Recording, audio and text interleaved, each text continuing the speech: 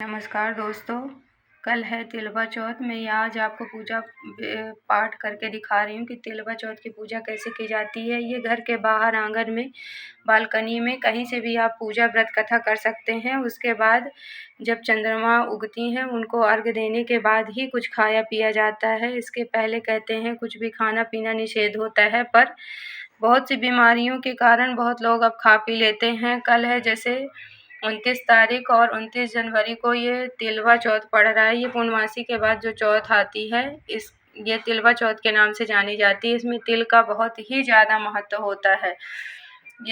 और इसमें ज्योतिष शास्त्र कहते हैं कि संकटा चौथ का व्रत बिना व्रत के अधूरा माना जाता है। इस व्रत को लेकर कई कहानियाँ भी प्रचलित हैं।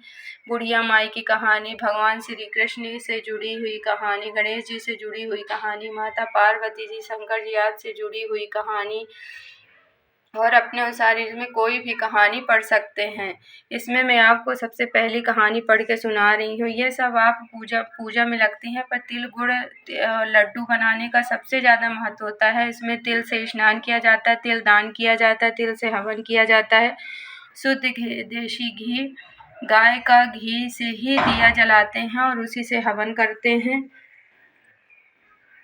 देखिए, शंकर भगवान पार्वती जी की पूजा तो सब में होती है। इसके पीछे कई कहानियां हैं, उनमें से मैं एक आप शंकर पार्वती जी की कहानी सुना रही हूँ। माता पार्वती एक बार स्नान करने गई। स्नान घर के बाहर उन्होंने अपने पुत्र गणेश जी को खड़ा कर दिया और उन्हें रखवाली का आदेश देते हुए कहा कि जब तक मैं स्नान कर खुद बाहर ना आ जाऊँ, किसी को भीतर आने की इजाज़त मत देना। गणेश जी अपनी माँ की बात मानते हुए बाहर पहरा देने लगे। उसी समय भगवान शिव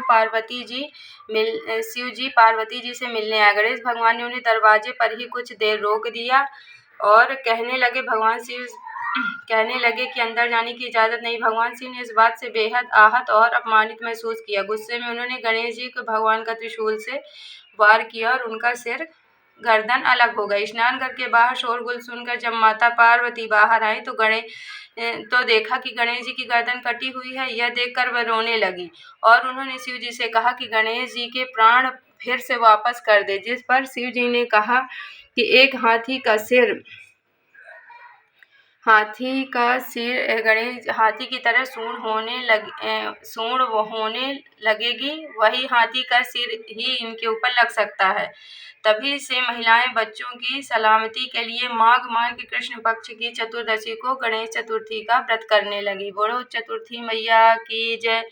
इसी दिन गणेश भगवान को हाथी जी का सूंड लगा था, उन्हें जीवन दान मिला था माता की कृपा से। इसलिए माताएं अपनी पुत्र की लंबी आयु के लिए भी यह व्रत करती हैं। तिल का दान करती हैं, तिल के लड्डू बनाती हैं, तिल का ही हवन करती हैं, तिल का ये फलाहार ढकती हैं और सुबह सब सुहागली और घर घर इसको बांटती हैं। ये सब रात में ढक दिया जाता है और सुबह जब उठते हैं तो इसको नहा धो के स्नान करने के बाद पुत्र से ही उसको निकलवाते हैं और इसको घर घर सबको प्रसाद के रूप में बांटा जाता है।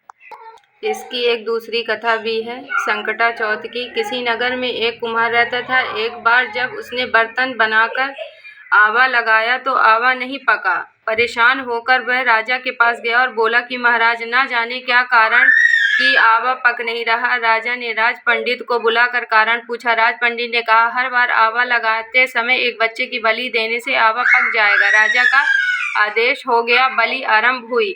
जिस परिवार की बारी होती वह अपने बच्चे में से एक बच्चा बलि के लिए भेज देता। उसी तरह कुछ दिन के बाद एक बुढ़िया के लड़के की बारी आई। बुढ़िया के एक ही बेटा था। उसके जीवन का एक ही सहारा था, पर राजा की आज्ञा कुछ नहीं देखती। बुढ़िया दुखी होकर सोचने लगी, मेरा एक ही बेटा है, वह मैं संकट के दिन मुझसे जुदा हो जाएगा। तभी उसके एक उपाय सूझा। उसने लड़के को संकट की सुपारी तथा दूर्वा बीड़ा देकर कहा, भगवान का नाम लेकर आवा में बैठ जाना, संकट माता तेरी रक्षा करेंगी। ये संकटा माता है।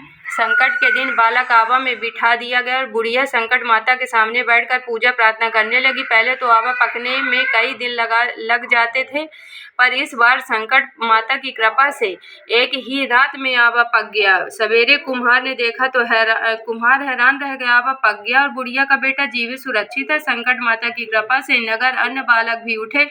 यह देखकर नगर वासियों ने माता संकटा का व्रत करना महिमा गाना शुरू कर दिया। उसी समय से संकटा माता का व्रत प्रारंभ हो गया और बड़ी श्रद्धा भक्ति से जो कोई संकट माता का व्रत करता है उसके पुत्र पौत्र धन्य धान की कभी कमी नहीं होती। बोलो संकटा मैया की जय। इसमें एक तीसरी कथा भी है, छोटी सी है, वो भी मैं आपको सुना दूं। गणेश जी की कथा है। एक बुढ़िया थी, वह बहुत ही गरीब थी, दृष्टिहीन थी। उसके एक बेटा था और बहू थे। वह बुढ़िया सदा गणेश जी की पूजा करती थी। एक दिन गणेश जी प्रकट होकर बुढ़िया से बोले, तो बुढ़िया तू जो चाहे मांग ले। गणेश जी बोले। बुढ़िया बोली, मुझसे तो मांगना नहीं आता, कैसे और क्या मांगू। तब गणेश जी बोले, अपने बेटे बहू से पूछ कर मांग ले। तब बुढ़िया ने अपने बेटे से कहा, गणेश जी कहते हैं तू कुछ मांग ले, बता मैं क्या मांगू। पुत्र ने कहा, माँ तू धन मांग ले। बहू ने कहा, नाती मांग ले। तब बुढ़िया ने सोचा सब अपने अपने लिए मांग रहे हैं। पड़ोसी से पूछा तो उन्होंने कहा, बुढ़िया तू तो थोड़ा दिन जिएगी, क्यों तू धन मांगे, क्यों नाती मांगे, तू अपनी आंखों की रोशनी मांग ले जिसमें तेरी जिंदगी आराम से कट जाएगी। आज संकट चौथ पर न जाने आपके शहर में कब दिखेगा चांद। इस पर बुढ़िया बोली, यदि आप प्रसन्न हो तो मुझे 9 करोड़ की माया दे, निरोगी काया दे, अगर सुहाग दे, आंखों की रोशनी दे, नाती दे, पोते दे और सब परिवार को सुख दे और अंत में मोक्ष दे। यह सुनकर गणेश जी बोले, बुढ़िया माँ तुमने मुझे ठग लिया।